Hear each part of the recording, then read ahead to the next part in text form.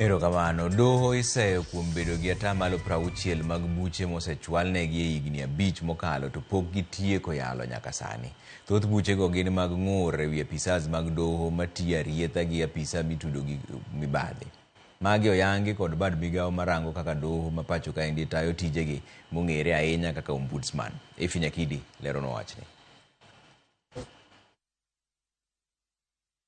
Duol mochung'ne rango kaka itayo tije doho pacho kata ombudsman oyango ni giseyudo kendo chwalo buche makwan gi okalo 700 mag tayo apis marach kuom thuolo mar higni 5 mokalo. Kuom mano, atamalo 60 mar buchego pok otiek yal. We speak, the Commission has received and forwarded over 700 cases of maladministration to the judiciary for the last 5 years.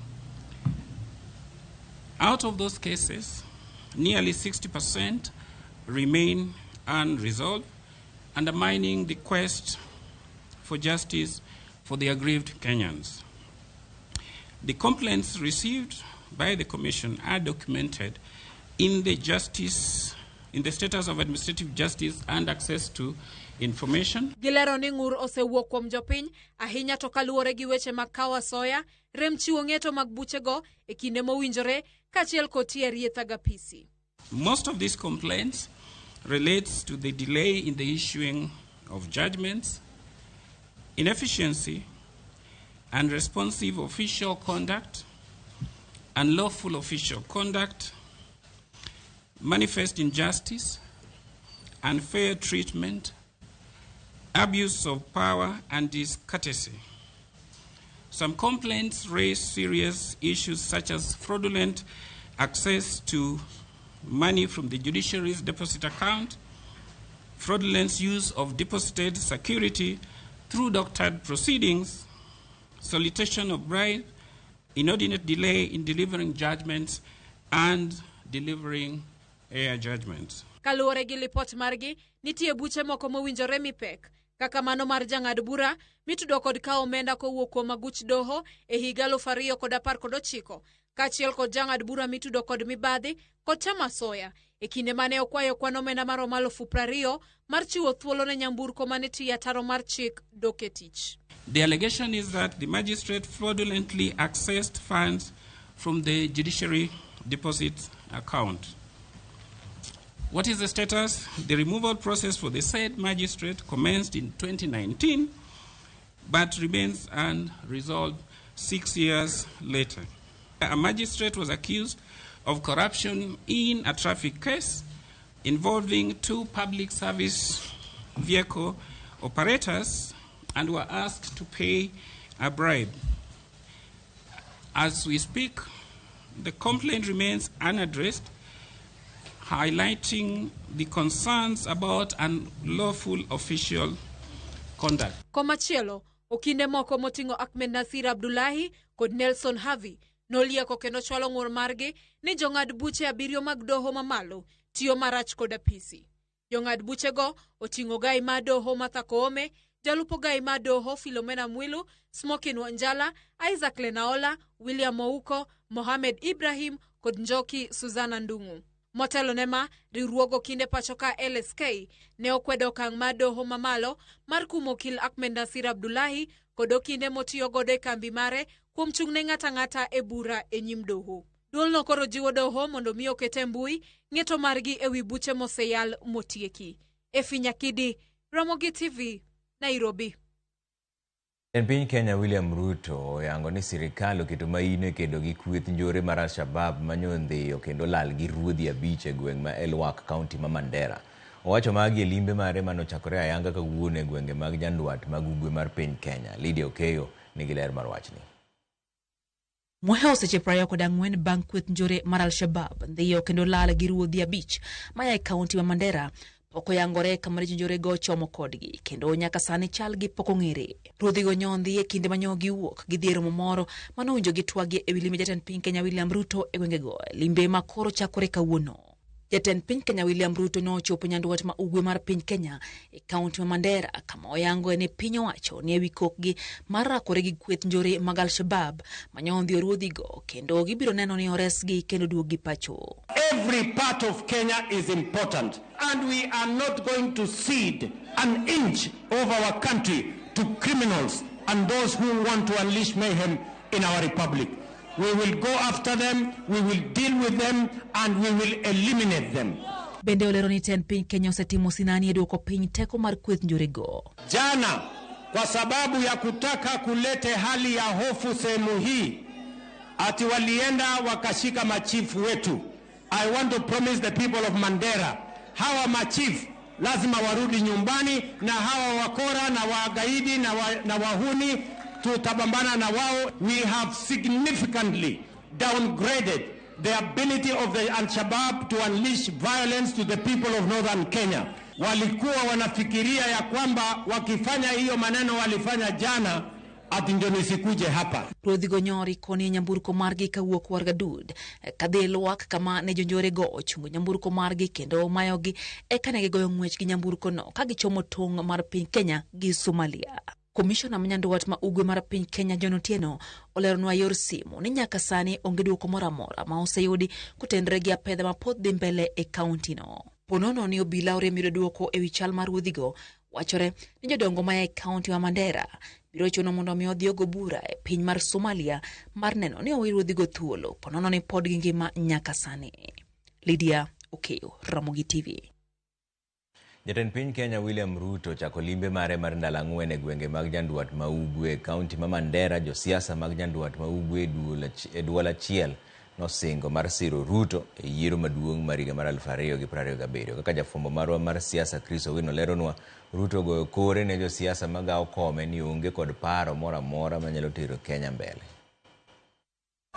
Hii serikali e safar mare mar ndalo 4 e gwenge mag Nyanduat ma Ugwe, jatend piny William Ruto odonjo e kaunti ma Mandera gi odher mopong' gi mich kod olemo ne jodak mag gwengego. Mana ka safar mare mar ndalo 5 e yimbo mar Kenya juma achiel mokalo, limbe mar Ruto e Nyanduat ma Ugwe bende opong' kod weche mag yiero maduong' mar 2027. Asante sana rais. Hapa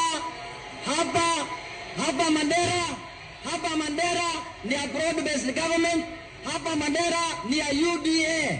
Kata odoko ni pod odong' higni 3 motelo ne yiero maduong' mabiro, jotelo mag Nyanduat ma Ugwe kotenle kod jatend migawo mar Alura Aden Duale otelo e chwalo kwaya mar chung' kod jatend piny William Ruto e yiero maduong' mabiro. Leo tumeanza na Mandera 2027.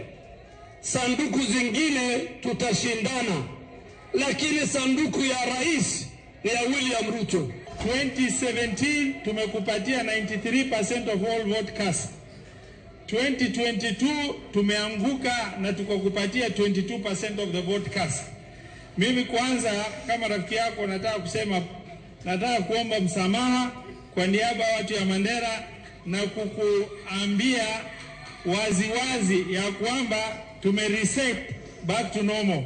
Viti za chini watu wanaweza wania, kiti ya president debe ni moja, na hiyo ni ahadi tunatoa mbele ya jamii yetu ya Mandera. E gino ma inyalo pimo kod chako ng'wech chon, josiasa mane otwak e romo ma kawuono okwayo jodak mawuok e gwengego mondo bi oket ombulu margi jatend piny William Ruto.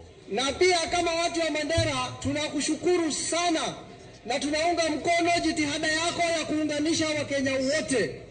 Sera yako ya broad-based government ya kuwaleta Wakenya wote pamoja tunaunga mkono 100%. Hata kama Waislamu tunashukuru kwa sababu umetupatia mawaziri 3 katika cabinet yako. Kaoloso kod jopiny e wi nyamruko mare machal kod kinde campaigns, Ruto otero lweny e dhod jalupne machon Rigathi Gachagua kod josiasa magawo kom mare ka onyiso gin gionge kod paro maliw matero piny Kenya mbele. Na mimi nataka niwatahadharishe, upande ule mwingine ni watu hawana mpango, hawana sera, hawana ideas, hawana chochote. Ati mpango yao yote ni vile watagawanya Wakenya. Kama hawasemi mambo ya ukabila, wanasema mambo ya sijui dini. Kama hawasemi mambo ya dini, wanasema sijui nani wa kutoka mulima, nani wa kutoka bonde, nani wa kutoka bara, nani wa kutoka ziwa, nani wa kutoka wapi. Motelo ne mano, Ruto oyawo chenro mopogore opogore mag dongruok kata odoko ni josiasa kotelne kod jalupne machon Rigathi Gachagua kod jatend duond bura mar Wiper Kalonzo Musyoka neno limbe makamago kaka kampen mohiu. Chris Owino, Ramogi TV.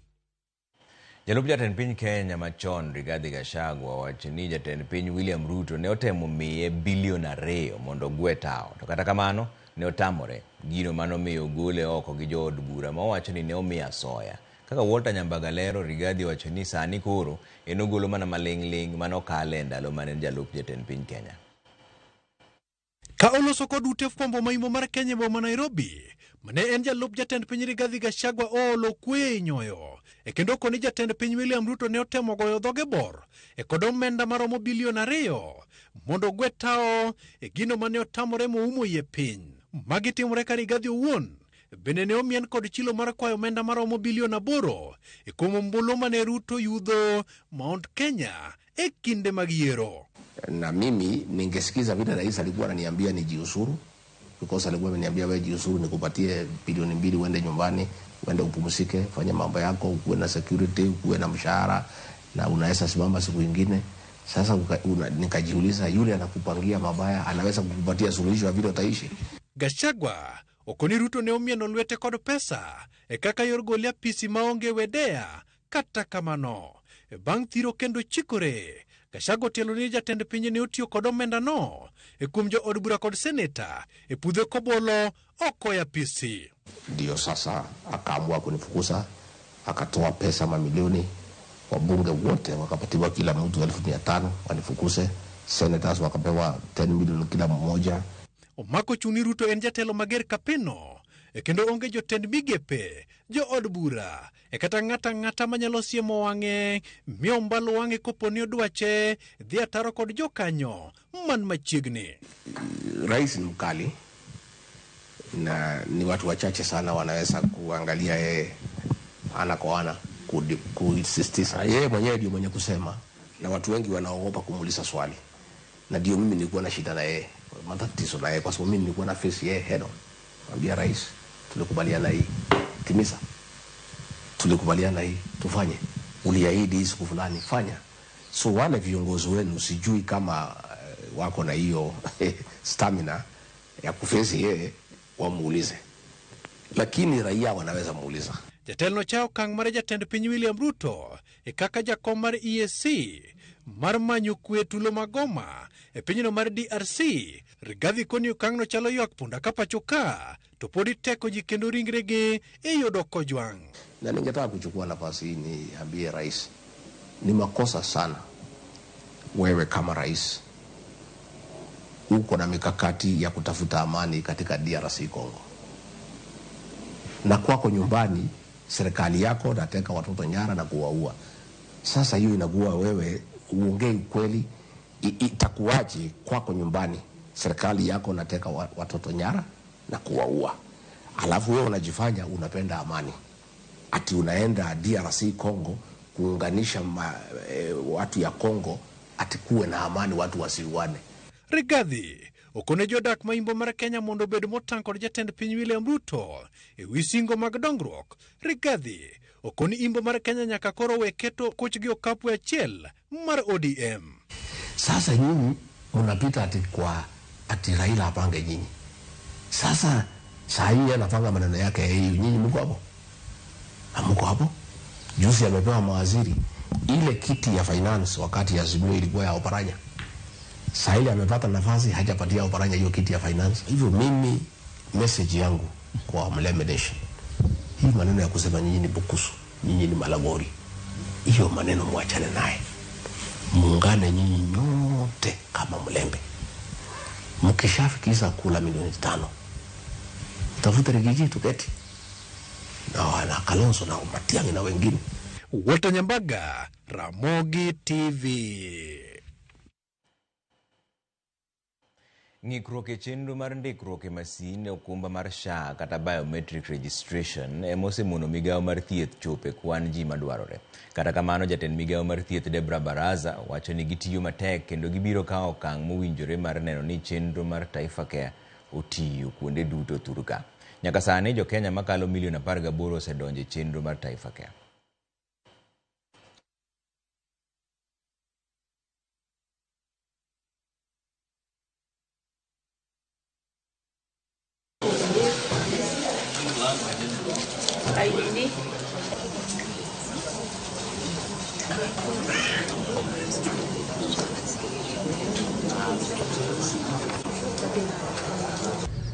My team and I, the Social Health Authority, the Digital Health Agency, among others, to ensure that Taifa Care is going to be implemented countrywide, and we'll have the fruits, people seeing the benefits of Taifa Care. So far, we've had more than 500,000 Kenyans having benefited. We've been able to pay various healthcare facilities that have, again, provided health services.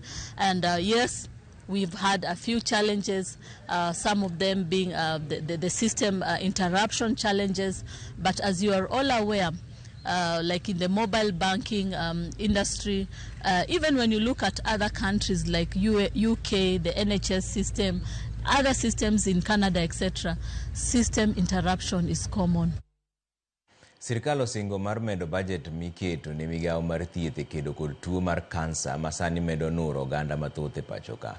E ote mar jagoro mongirore migao mar thieth Harry Kimutai, migao mar thieth olero ni piny Kenya osegoyo okang' e thieth mar kansa ka jopiny jiwo mondo odhi opimgi e kinde ka kinde mondo konye fwenyo kansa chon. Kaka Simpros Okinda leronwa, kawuono en odiechieng' mar kansa e piny mangima.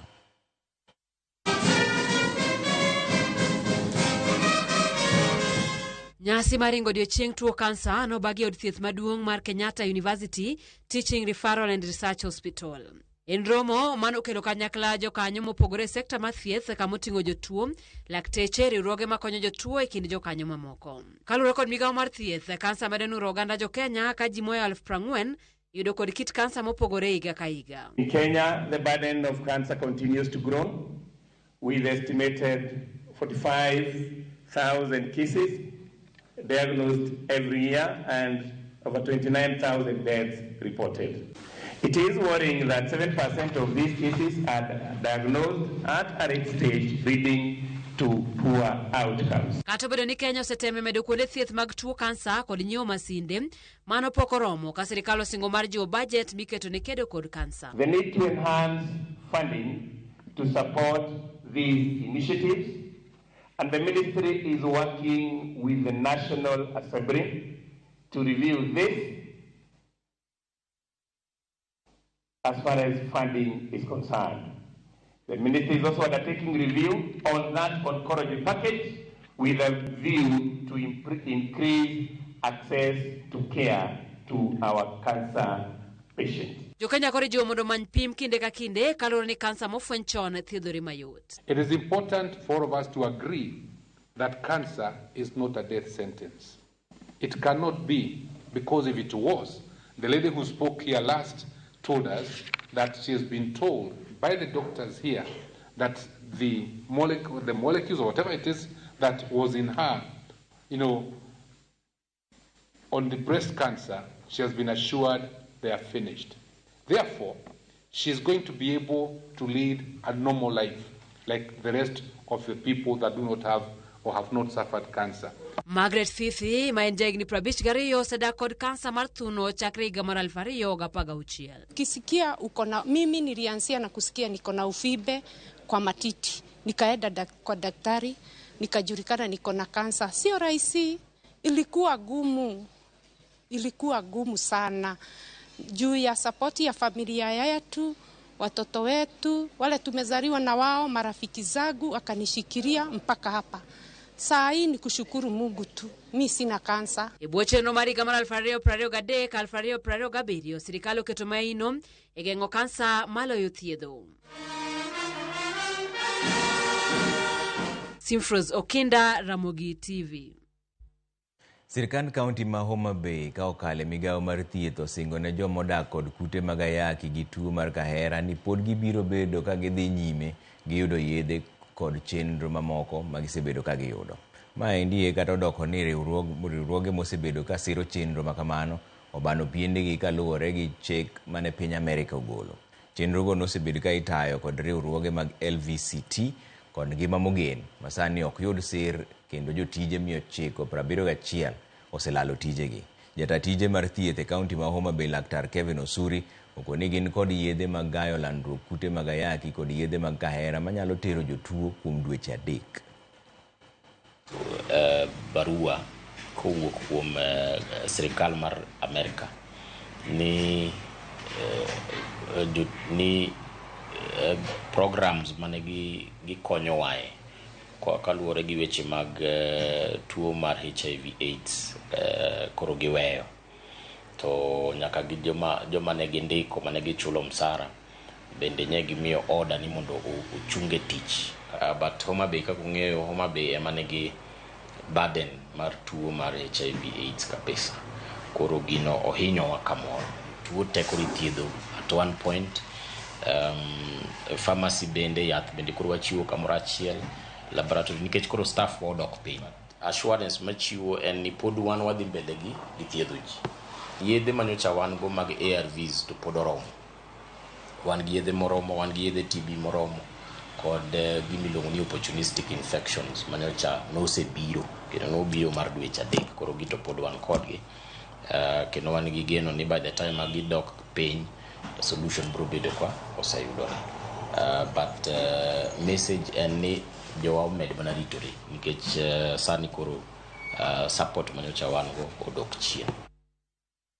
Bas wadhi yweyo moro machuok kudo gi weche manyien bang' dakika matin taneno kosoro ote maru makamu ka nigi Kisumu wacho ni driver nyis jo Kisumu ni an kaka broad based director kotelnwa gi Raila Odinga warwako ker chieng' tich abich e conference mabiro to nyis Gachagua ni owere gi weche manono en bende nonego nyiew wabunge. Erokamano makamu waneno ka pod otintiere kae ndie jakom Gideon Ochuka wuod Kabondo wacho ni Trevor Imore waneno news ka wan Kabondo kae kod gavana marwa Excellency Honorable Nyarwang'aya chenro mar developments mopogore dhi mbele e county ka puoch gi pak ne gavana marwa mano jakom Gideon Ochuka wuod Kabondo. Erokamano ahinya. Nitiere machielo kendo Ramogi TV maendi jakom Gideon Ochuka manasesomo machielo kendo nitiere kaendi ni ma Collins Obuon kawuok Miguye kata ker mar Chokora Kenya mangima. Wan kaka Chokora wakwedo abduction manyotim ne achiel kuom ng'atwa manyomaki rabuor mokete tuk eka gikone nonege mowit ringre e buoye ma iluongo ni Oliver Jakakoth Kobura Ward. Wakwayo obila mondo otim nonro mapiyo kokamano to wamiyo sirikal seche 27 to waluongo ng'anyo Kenya mangima. Wakwayo Aduma bende mondo okonywa. Erokamano ahinya. Mano Collins Obuon. Ramogi TV Ruto 5-10 na 2027 okaneno ng'ama diyom Ruto ma George Luga mar Alego. Erokamano. Ramogi TV Mabarak Ndama wuod Wath Ong'er Kadem Ombija Misawa newsletter kabisa kendo aneno live mosna baba na Joseph Ndama ogweyo gi Min Lili ka gin gi Joseph Ndama bende ogweyo gi Honorable Mark Nyamita governor mar 2027. Erokamano ahinya. Trevor maendi Ochieng' Jakosege aneni maler to kuno jotendwa mondo losnwa ndara mawuok Masara kadhi God Kwer ohinyo minewa. Erokamano ahinya. Ramogi TV ma engineer Fred Obura Mikindani Mombasa Kenya wacho ni Kenya kaendi en mana siasa mapile ka pile ma ok rum to jonyuol to manyo ne nyithindgi. Erokamano. Youth leader Eric Opepo from Kajulu Angera wacho ni Ramogi TV mos kod baba ne Pastor Michael Opepo. Erokamano ahinya. Nendo ka pontiere moko kane Trevor maendi Oweno Kameno Molo mar Ngodhe Omabechwa kaendi dwaro mana lamo mar tweyo dwe achiel nikech gik matimore kaendi gwene makuro Nyasaye okonwa. Erokamano. Nitiere machielo be wacho ni Samuel Otieno kowuok Seme Pith Kochiel School wacho ni I think the Ministry of Defense and Security is sleeping on its mandate. How come President is the one who is speaking on matters of security rather than security personnel? CSS are just doing campaigns. Mano Samuel Otieno kawuok Seme Pith Kochiel School. Bas waduogo bang' dakika matin kik idhi mabor ahinya.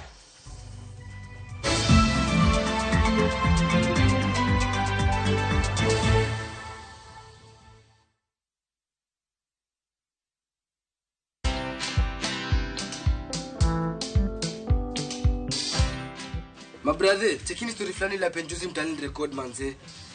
Lakini bro, kazi itakuwa tu ni kujaza simu na hizi mavida. Ai, kujinice tu kaka. Mwananchi gani huyo anarada medali ya pesa? Leta tenje ni kusho vile tutaomoka. Citizen Digital wako na platform fulani kwa site yao inaitwa Wananchi Reporting. Hapa unaweza tuma story yako kwa website yao ama kwa app yao ya Citizen Digital. Na kama hiyo process ni ngumu, unaweza tuma story kwa email yao, WhatsApp number ama uitumie kama SMS. Alafu gani napataje bro?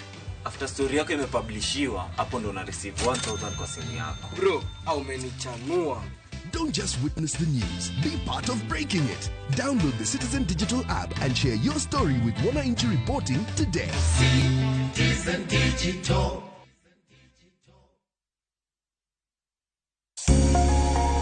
Lwedo chweyo.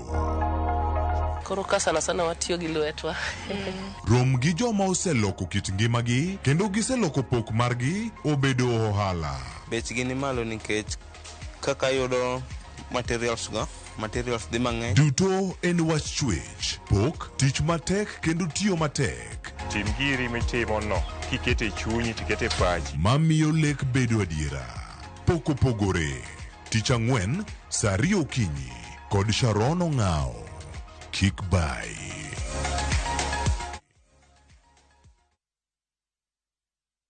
Chieng' mar hera ni, we wakonyi loso mbaka motegno mar hera kaka janyuol gi mich motiap e dwe mar hera ni mana e Fertility Point United Mall Kisumu. Yud puonj manono ka wuok kuom jolony magwa mag IVF, discount madirom 5% e nengo mag yedhe kod discount mar 5% e chenro mamoko mag laboratory. Book your appointment today. Let the day perish wherein I was born. Every story is different. Some stories you find in the headlines, some come from the heart, but every story is worth hearing. Viusasa brings you Murder at Got Alila.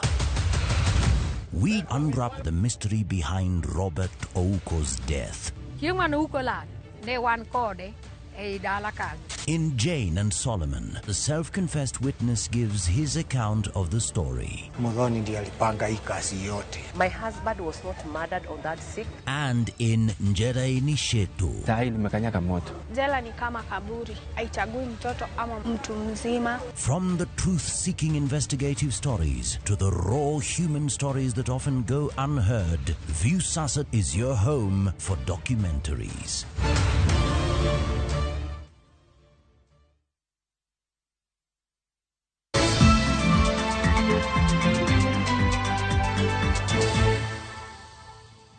Rwako kendo ni nyathi matin manyocha konyuolo resi e cho kama ne min gi owite kod e gweng' mar Rodiko Pany e kar chung' od bura ma Homa Bay.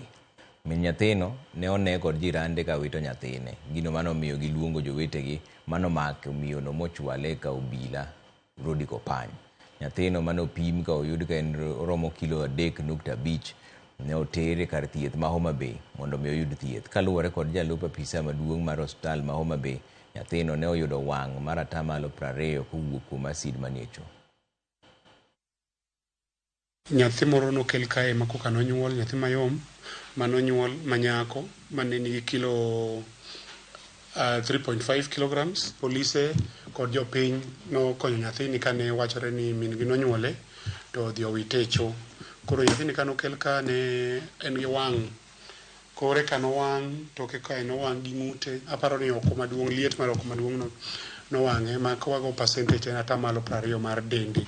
Otherwise nyathino en e lwet jolony mag nyithindo, dakteche mag nyithindo, kendo sani koro dhoth ma ochiemo maber, imiye chiemo, onyalo chamo gik momadho. Min gi nokwaneno to wawinjo ni en nyathi ma pod pok ochopo higni 18 manonyuol to wite cho. Nyathino kano kwany ne nyaka biero, ne pok opoge kata gi biero, koro matiende ni nochwer mang'eny. Koro kata kopo ni in gi nyathi to kidwar, please kila kata ma hospital kata kibolo arabibol ma hospital. Jomoko aparo resi kawuono e bur mula mane osienyore Shinyalu e kaunti ma Kakamega odhiambo manyoro ka chenro mar reso jomoko 2 to pod dhi mbele. Jodak ma Shinyalu okwayo sirikal mamalo kaachiel kod mar kaunti mondo kony rowere e yudo tije makare kendo chiw lep geng'ruok ne oganda matiyo e bur mula mondo konye ritogi kendo konyo resogi ngimagi e kinde ma masira machal kamaendi otimore. Gavana ma Kakamega Fernandez Baraza to korka kore okwayo jopiny mondo bed kod horuok ka osingo chiwo sir ne jogo duto moyudo midhiero.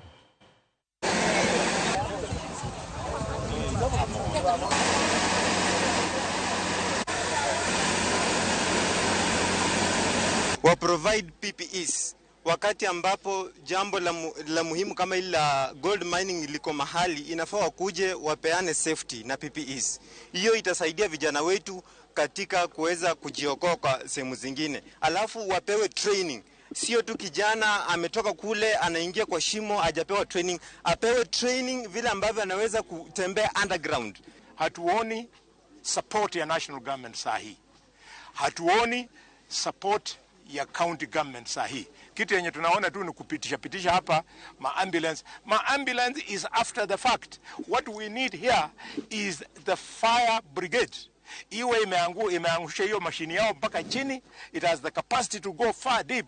It pull people out. Tutafanya juu chini ili tuhakikisha umetolewa hapo, na mpaka saa hizi tumepatiana mifuko ili waweze kufanya safety hapo chini. Lakini kitu ya maana ni kwenda kuombea, kwa sababu up to now hatujapata ripoti ya kwamba wamefariki. Tuko na imani ya kwamba bado wako hai. Jodak e gwenge mag Dhiwa e ward ma North Kadim dwaro mondo piny owacho mamalo oyar kar pur mar Lower Kuja Irrigation Scheme mondo gitii kod chenro no e weche mag pur e kinde ma bende gipuoyo piny owacho mar kaunti ma Migori kuom chiwo chiemo ne joma ng'ao ma oting'o jodongo e gwengego. George Juma miwalero. Kaunti ma Migori ka okalo kuom migaono makedo kod midhiechigo mag apoya dhi nyime kod chiwo chiemo ne jogo mang'ao e kaunti ma Migori. Odiechieng' manyoro piny owacho ma kaunti Migori ne ochiwo chiemo ne moko kuom jodak e gwenge mag North Kadem e sab kono Manyatike. Erokamano ne Gavana Ochilo kuom timo maber kokelonwa chiemo. Wakwaye ni kaber to bi omedwa chiemo nikech mobiro ni e joge North Kadem ward duong' ma waingo.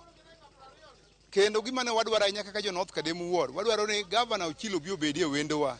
To wuothe iwa ka ndeyo, lakini wadwaro en owuon okaw jikumu bi Nyatike ka to bi e Ndiwa ka obi e North Kadem ward. Wagoero kamano kuom kelonwa chiemo, ero wakaw chiemo, to gima duong' mwadwaro kuom Gavana niko yie to konywa, wan mond liete ma kiwiro. Chiendo ni ma chiwo chiemo ne otele ko jotend migao mochung' ni alwora lokruok mar kor lwasi kaachiel kuom midhiechigo mag apoya Julius Nyerere mane owacho ni nitie ji mathoth mang'ao masani koro yudo pek e yudo chiemo. Wayudo ni lokruok mar lwasi osemiyo jogi nigi kech.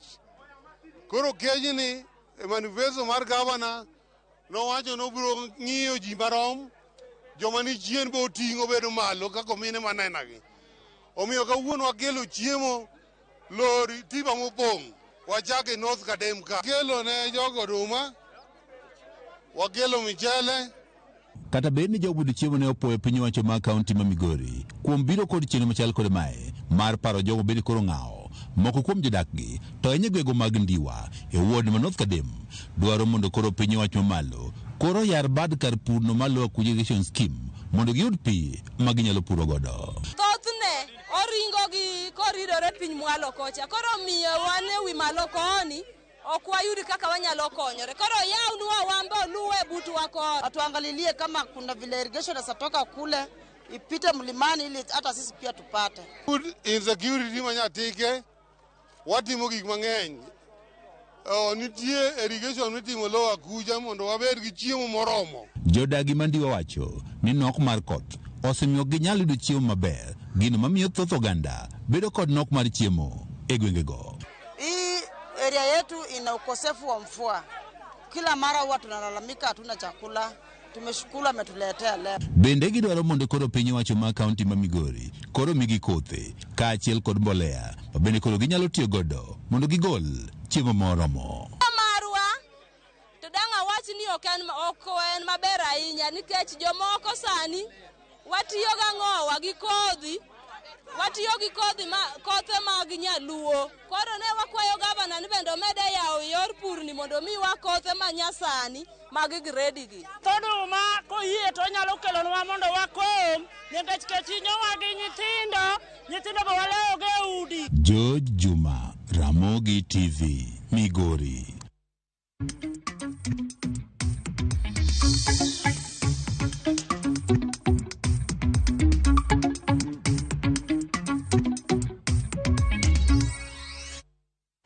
Wadonjane weche mag ohala ni piny owacho mamalo osechako dhi nyime kod gedo mar apaya ma Mamboleo, Miwani, Chemelil, Kipsitet maromo kilomita 63 kendo kale kauntis adek mag Kisumu, Nandi kod Kericho. Chenro no osebedo ka ochung' kaluwore kod nok mar omenda, to kata kamano omenda koro oseyudore kendo tich dhi nyime. Apaya no igeno ni gikone korumo to dhi kelo yot e yore mag wuoth kod ohala, ahinya to ne jopur mag niang' mawuok e kar chung' od bura ma Muhoroni. Jatend arita e alwora mar Nyanza, Flora Mworia, mane otimo limbe e chenro mag dongruok e kaunti ma Kisumo, wacho ni chenro mamoko kaka chiro manyasani ma igero Kisiang' kod Huduma Center bende dhi mbele. Who have taken over the project. There are 3 in number. We are yet to visit the last part of the project, which is on the Kipsitet side. But today we were able to see the first lot of the road. They are at 15%. The contractor is back on site, and he's facing a few challenges here and there, particularly in terms of his payments, but he has promised us that he's not going to stop the works. Magi projects ma wawuothe gite gin projects ma contractors onge gowi moro amora ma sirkal nigo osechulgi kendo gin gi pesa gi, to ka nitiere ma onego chul to ena processes to pesa to nitie, except Kisumu Mamboleo ema nyocha nigi challenge mar finances, to pesa moro no oseyudi ma each contractor ne yudo $200,000. Kasto nitiere provision mondo gidhi gichak giyud $500,000. Koro wa expect ni pesa mani chendu koro yudore sani kendo projects gi dhi bedo on course kaka nyocha onego gidhi mbele. Kaunti ma Kisumu chaka yanga chenro mag gero kuonde go mag rech kaka yor ting'o malo chenro mag lupo kod ohand nam e alworano. Gavana Anyang' Nyong'o yango ni dho wedhe mag go koting'o Kichinjio e Kisumu Central, Nanga e Seme, Rota e Kisumu West, Koguta e Nyakach kod Nyamware e Kadibo biro jiwo yore chwalo rech e chiro, bero arita mar jolupo kod ting'o malo ohala ne johand rech e kauntino. E wi mano, okoni tend kaunti ma Kisumu dhi gero kambi rech e alworano kod gero kendo apaya kilomita 46 manyasani e alwora mar dho nam kaka yor ting'o malo chenro mag lupo, weche limbe kod ohala. Chenro mag bero weche lupo bende oting'o thedho yiedhi manyasani molos gi lony mar fiber midhi tim kod Kenya Shipyards bade mag Kisumu. Modern artisanal boats and the commencement of the construction of landing sites. As part of this initiative, my government has contracted Kenya Shipyard Limited to fabricate and supply 6 modern fiberglass boats. 5 of these boats will be distributed to fisherfolk across the 5 sub-counties of Kisumu. That is Kisumu Central, Seme, Kisumu West, Nyakach, and Kadibo. Each one of these modern boats, fitted with 25 to 40 horsepower engines, are fully equipped with cooler boxes for storage of fish up to 500 kilograms. We aim to attract investment to Kisumu and Kenya, promote tourism and export trade, enhance the livelihoods of residents, and improve food security.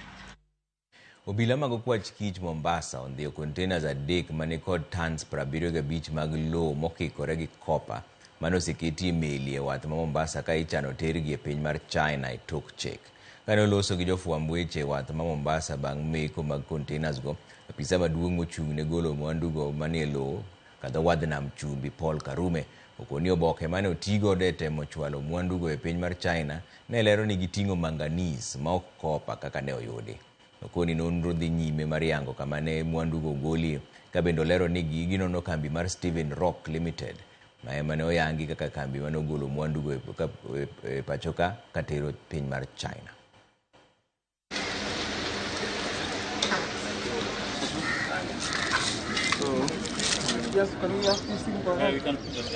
They had already declared that they were exporting manganese, but we have already opened some containers here, and preliminary investigations has shown that the mineral declared for export was not manganese, and we can see there is, among other minerals, there is copper. It's evidence that there is copper in these 2 containers, and we expect to see copper also in the third container. We have seen that copper ore has been ground into powder and some pellets, and some other investigation is going to be carried out. Some assay are going to be carried out to find out the percentage content of copper ore.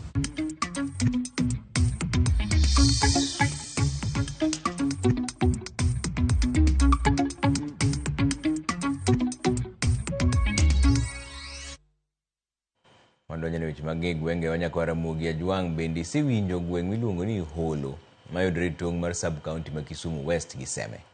Mana kaka pile chieng' tich ariyo ka tich ariyo e chenro mar ng'e gwenge walimo kendo wafwenyo gwenge mopogore.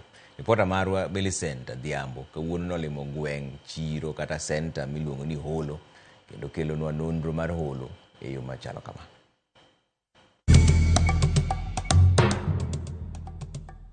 Nyakwara Mugi Ajwang machiegni kendo e telo machielo e chenoni mar ng'e gwengewa. Jumani kalapapla mar ng'e gwenge pod onyonore mana e kaunti ma Kisumu. Owuok e gweng ma Miwani, Ofuyo ma odhi Opiyo e gweng chiro kata center mong'ere ni Holo mayudore e sub county ma Kisumu West. Ka iwinjo kamoro niluongo ni Holo, Nyakwara Mugi, ang'o mabiro e pachi? Mana kaka pile, wachao kod paro mopogore mag jogweng kod johala e wi gino magiparo motenore kod nonro mar nying gweng, center kata chiro ma Holo. Ano kenda yudo ka gode ng'eny, kite ng'eny. Koro en ling moro emomiyo chake Holo. Holo nikech en kama kind gode iluongo ni Holo. Hapa nadhani iliitwa Holo kwa sababu kuna mawe mingi, kuna milima, ndio sababu wakaona waipatie hiyo jina. Ne kuma ji olore. Kuma ne ji olore, koro anyalo wacho ni mane jogo nochoko ideno mawacho ni koro gino wakete uru ni Holo. Bang'o joparo mopogore e wi kaka jogweng kod johala oselieko kotero kod nono mar nying gweng ma Holo. We koro wawinjane na adieri motero kod kuku mar wach e wi kaka nying gweng, center kata chiro ma Holo ne obiro kendo kaka ne ochakore. Holo nochakore kama sani skul mar Professor Nyong'o Secondary School Ogerieno. Kano ochakore kanyo to nikech area no ne ni piny, koro pi ne tago ji kanyo. Kae ogole okele tiegot ka jaduong' moro manosenindo nandero guk e tiegot kanyo. Koro kacha nikech en Holo got koni gi koni, mane ten Holo nikech got ni koni. E kaka nyingno nobiro. Seche moko iluongo ni Power Kuche. Kidhi e post office tiluongo ni Power Kuche nikech Holo nosebedo manyakacha. Koro posta ok ne nyal luong ni Holo kendo. Emomiyo posta iluongo ni Power Kuche post office to kanyo en Holo market. Mane kaka Holo nobiro. Holo landore kod weche kata timbe mage. Business nitiere. Wan jomosomo jomana noneno skul chon. Holo inajulikana as peaceful market, ni soko ambayo haina mambo mingi na ni soko inajulikana iko katikati ya boda ya Seme na Kisumu. Chiro Holo en e boundary mar Seme gi Kisumu, to jogi odak kaka gimoro achiel. To bende nitie dongruoge ma jogweng kata johala ma Holo nyalo kwano ma Holo osenyuolo negi nyaka ne ochakre. Atedo kaka dukni ne tin. Sara no ka dukni ng'eny, aneno ka maendeleo ng'eny, aneno ka jo pikipiki be nitiere. Chon wanyalo kata kana dhi Oluowa, nanyalo dhi gi tienda. To sanda nyalo dhi gi pikipiki. Mano achiel kuom dongruok maneno. Sikunde be nitiere. An nyithinda somo choka dongo. Aneno ka yo nyithindo dhi godo ber. Wan Holo ka waneno mna dukni, mane dongruok mwaneno ka. Wakati nilikuja hapa, manji tulikuwa tunatoa magada. Na unaweza itisha manji hata ulale njaa. Kwa sababu wenye wanataka manji ni wengi na fedas ni wachache. Sasa saa hizi vile tuko hapa Holo, manji ni mingi, manji iko kila mahali. Ukienda kwa shule hapo Ochoko kuna maji, kwa soko kuna maji, hapo chini kwa DC kuna maji. Sasa the availability of water is what I can appreciate most. Upande wa mashule naweza sema simeongezeka, na tukifikia upande wa barabara, kuna barabara ambazo hazikuwa mzuri zimetengenezwa. Ochigni bedo boma, dongino ka odhi mbele makare. Ochigni bedo tao. Saino ka stima rienyo Holo, ng'ane ne osekelo stima rienyo Holo. Ginene buildings ma Holo dongino ka lesane lero pogre gi chon. Nderni chon ne richo, lakini sani dongino ka sirikal dongino ka sani temo undo gi matin. Mano be washukuru. Wan ka ne waumbo mabor, jowa ne umbo mana e yaw moro nokuny mwalo kacha. Sani pi obiro, ma pi watomo mana kata rangaya ka nitie water kiosk. Chon ne ok inyal idho got ka. Koro sani uneno kwa ringe ndara, mopa kendo mobugi nyaka dala naka. Nyithindo mane onyuol gweng'wa ka madongo nwa. Moko ne dhi mana nyaka Kajulu secondary school kata primary school, moko ne dhi Barkorwa, jok moko be ne dhi Ojola, moko ne dhi Maseno. Sani sikunde nitie mang'eny ma dine bed ni district headquarter ma Holo dong ka kapok ogoli otero Ojola. Holo sani dikoro ni malo, ma dikoro be population dikoro ni malo ahinya. Electricity neno dalana ka stima nitie. Koro mano dongruok mwaseneno gi wang'o. Kata obedo ni jogweng' kod johala kwano dongruoge achiel ariyo adek, rem mage ma pod gin go makokel e alwora ma Holo, to Holo nyalo dongore machal kod gwenge mamoko. Kul nyithindo hang tije onge ma nyithindo tim. Nyithindo donjo time maricho richo kuo, nyithindo ruo nyaka nyasore nikech koso pesa ma nyithindo dhigo sikul. Nyathi somo to ng'ama mak lwet nyathi onge. Osiptal waha osiptal. An ka thiedhora anyalo thiedhora Miranga kata Kombewa. To samoro jatuo sa auchiel otieno, samoro pesa ionge go. Kaka nyalo ringo midhigo kuondego onge. Koro wagombo ni ka unyalo losonwa osiptal, to osiptal obed machiegni. Kaka wanyalo konyore go, samoro dhako mapek kaka nyalo dhi kucha onge. Dispensary wan go maboyo boyo. Koro mano gima waro ni mondo sirikal okonywa go. Kel osiptal mar sirikal. Itong'o ji, ibeto ji, inego ji bila sababu, pok oromo sa achiel, ng'ato osehinyore. Koro akwayo mana sirikal kony mar security mondo obed motegno e Holowa kae, mondo wabed gi maendeleo. Magari zikipita pale, unaona watu wanashindwa kutembea kwa sababu it is only one way. Na nini street iko katikati ya manduka. Holo is very dirty. Nikielekeza hiyo, sijui ni watu wa environment. Hata penye tumechimbiwa maji saa hizi, nyuma ya kioski ya maji ni mahali pa kuokota takataka. Hapo ndio takataka zote za Holo zinamwagwa. Which means naweza sema on my side the water we are using is not safe for human consumption. Sasa at least ningeomba tutafutiwe mahali pengine pa kumwaga takataka. Gima walaka ahinya en osi moro maduong' kabisa. Ma inyalo ket kacha. Koro ok wadhi mabor ni walawo Kombewa kendo walawo kure. Koro kinyalo ket Holo kanyo to wanyalo bedo mafain. Holo center kanyo wabedie gi hospital, government hospital. Nikech Holo sani duong', ji ng'eny, tuoche goji gotieno. Kendo da wanwang'e gimoro kaka college moro maduong' manyalo kelo population mondo dhi nyime. Mana kamano nyakwara mogi gi kanyo mwachopo godo e giko matielo makawuono. E chendoni mar ng'e gwengewa, kik idhi mabor. Medikete mane wang' jowi mari mar Ramogi, nikech juma manyien benda duogoni kod nono mar gweng' machielo. Oriti masani, nyinga Millicent Adhiambo, kata kihero, inyaluonga ni Nyaboma.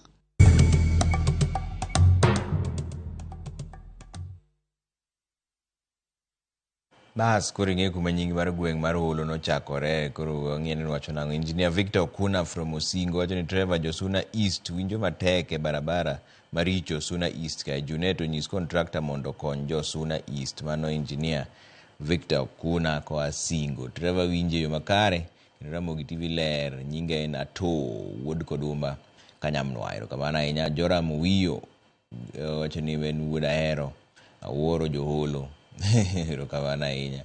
Maendi Tarzan kawuok Awasi amor kagedo duogo e wang'e e yo Machemelil Miwani Road.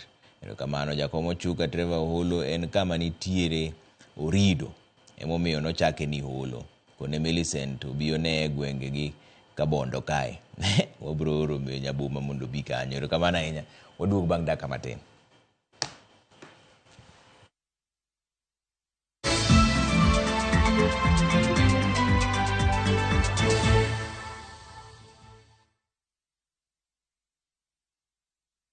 Treat your loved one to a magical Valentine's escape from February 12th to 17th, 2025. Experience stunning views at Dubai Frame, visit Dubai Creek Harbour, explore Miracle Garden, enjoy a desert safari and Marina Dow cruise with dinner, and a romantic Valentine's dinner at Al Dawar Revolving Restaurant.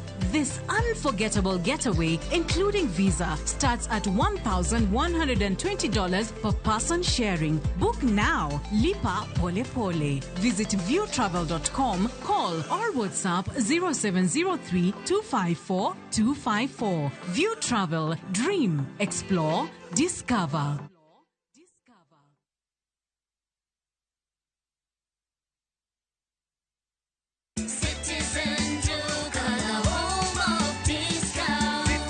Stock up on essentials this month with unbeatable deals from Citizen Duka and Quickmart. Get 4 kg rice at 880 shillings, 4 kg sugar at 578 shillings, 4 kg maize flour at 258 shillings, 4 kg wheat flour at 258 shillings, and 3 liters of cooking oil at 841 shillings. Prices that will not break the bank. Simply dial *487*5#. Choose your item, pay, and pick up at your nearest Quickmart. Citizen Duka, your home of discounts.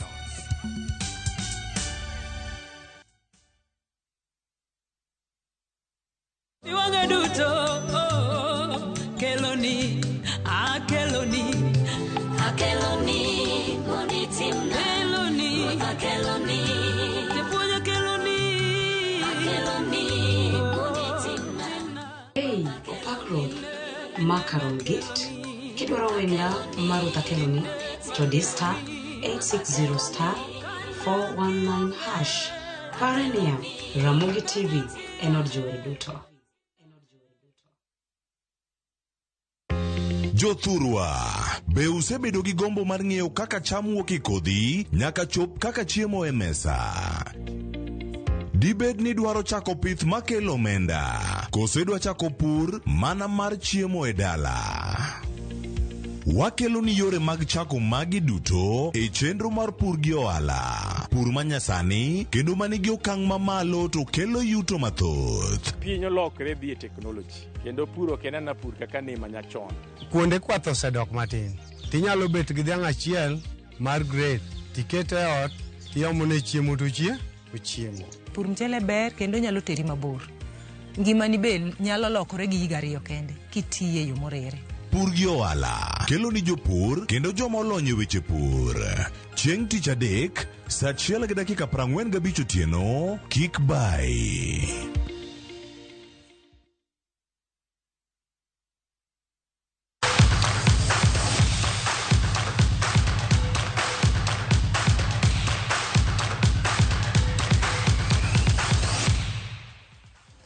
Wadonjo weche mag tuke ni Zedeka Ziko Tieno kaachiel gi Michael Nam biro bedo jolup kocha Sinisha Mihik bang' kocha no chako ayanga tije e klab mar Gor Mahia FC.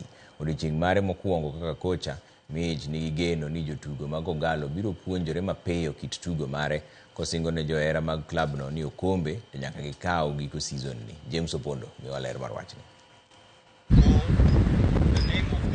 Bang' keto koke e orak mar dweche 6 e yor kojolo, kocha manyien mar Gor Mahia Sinisa Mihik nochako ayanga tich mare odiochieng' ma kawuono. Mihik notelo ne Kogalo e orak okinyi ma kawuono lab ma M-Pesa Foundation kagitimo ikruok ne tuke adhula lig maduong' pacho ka e kindgi gi klab mar Mathare FC. So much expectation.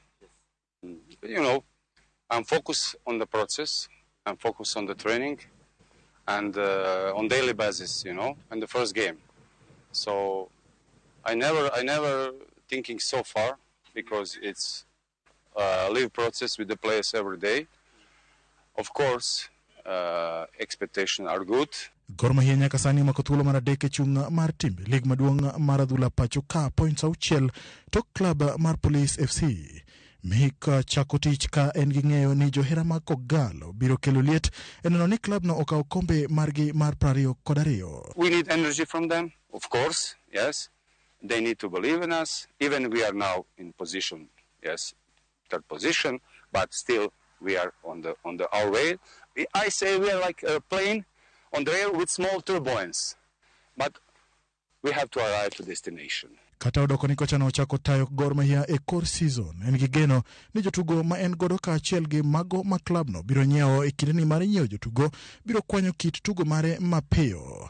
Bende olero ni oseneno kaka Gor Mahia tugo kendo lokruok ma obiro kelo ok bibedo mathoth. There is a bit tactical things that can be improved. Coordination between the lines, space, rhythm of attacking, not all the time the same rhythm, you need to change rhythm, slow, fast, slow, yes, to be more calm in the especially in the last third, not hurry. Tije mokalo higni ariyo, Mihika ne en jalup kocha e klab mar Al Samia SC mawuok e piny mar Kuwait. Mihik bende osetayo klab mar NK Krivenica, Al Shabab mawuok e piny mar Kuwait ka achiel gi klab mar Al Fahil SC. Bende osetayo klab mar El Merreikh e higa mar 2009 ka achiel gi klab mar Al Nassr e higa mar 2010. James Opondo, Ramogi TV. Klab mar Chelsea oidho nyaka thuolo mar 4 e chung' mar timbe lig maduong' mar adhula piny mar Ingresa